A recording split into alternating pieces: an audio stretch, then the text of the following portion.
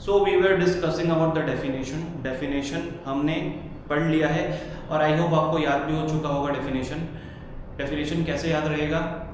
जब एलिमेंट्स याद रहेगा, एलिमेंट्स आपके दिमाग में बैठ चुका है तो डेफिनेशन भी बैठ जाएगा। एलिमेंट्स क्या बोलता है? रिलेशनशिप बिटवीन टू और more person who have agreement होना चाहिए। किस चीज़ का अग्रीमेंट होना चाहिए? प्रॉफिट शेयर करने का अग्रीमेंट होना चाहिए of a business carried on by all or any of them acting for all. That means there should be a mutual agency relationship among the partners. Mutual agency relationship क्या बोलता है? Principal and agent relationship है वो, जिसमें all the partners are liable for each other. ठीक है? Partner A is equally liable for B and C, B is equally liable for A and C is equally liable for A and B. तो हम definition से आगे निकल के चलते हैं कि इस पूरे चैप्टर में हमें पढ़ना क्या है। इस पूरे चैप्टर में we have to discuss about the profit sharing.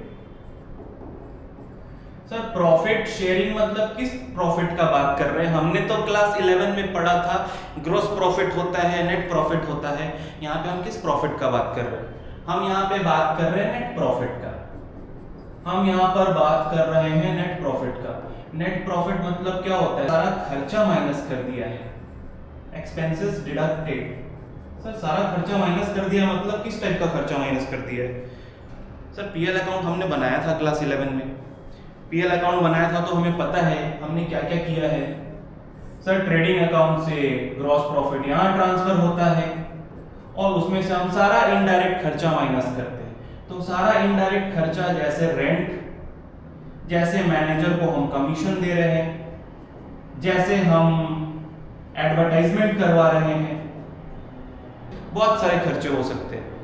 आपको ये याद रखना है कि खर्चा क्या होता है? खर्चा को हम बोलते हैं charge against profit. It is standing against the profit. Against the profit means what? It is a charge against profit. ये सारे खर्चे प्रॉफिट को रिड्यूस करते हैं। प्रॉफिट को रिड्यूस करते हैं तो जो प्रॉफिट बच जाता है उस प्रॉफिट को हम क्या बोलते हैं? उस प्रॉफिट को हम नेट प्रॉफिट बोलते हैं। तो हमें कौन से वाले प्रॉफिट से मतलब है? इस चैप्टर में हमें नेट प्रॉफिट से मतलब है। तो बहुत बार क्वेश्चंस आपको ऐसे आएंगे कि वो जानबूझ के रेंट दे देंगे, मैनेजर का कमीशन दे देंगे, एडवर्टाइजमेंट दे देंगे, ऐसे बहुत सारे इनडायरेक्ट खर्चे दे देंगे। आपको ये ध्यान में रखना है अगर ऐसा कोई खर्चा है तो सबसे पहले आपको क्या करना पड़ेगा? सबसे पहले उस खर्चे को माइनस करना पड़ेगा। उस खर्चे को माइनस करोगे तो क्या आएगा? Net profit. So we will continue from net profit. तो इस चैप्टर में क्या हमें ट्रेडिंग पीएल बैलेंस शीट बनाना है? बिल्कुल नहीं। इस चैप्टर में हमें ये जानना है कि सर हमने क्लास 11 में क्या सीखा था?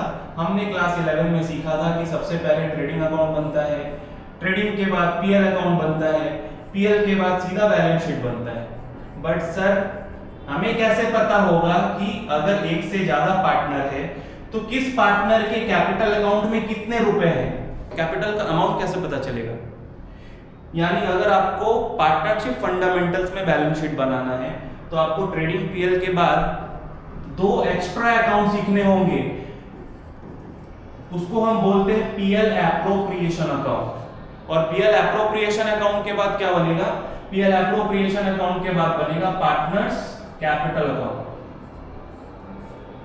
हमें ये 2 अकाउंट इस पूरे चैप्टर में हमें बस यही 2 चीज सीखने हैं। One PL appropriation account and one is partners capital account. ये हमने क्लास 11 में सीख रखा है। हमें क्लास 12 में क्या सीखना है? हमें क्लास 12 में ये सीखना है सर कि पीएल के बाद क्या बनता है? एक नया खाता बनता है जिसको हम बोलते हैं PL appropriation account. Sir appropriation का मतलब क्या होता है? एप्रोप्रिएशन का मतलब होता है डिस्ट्रीब्यूशन।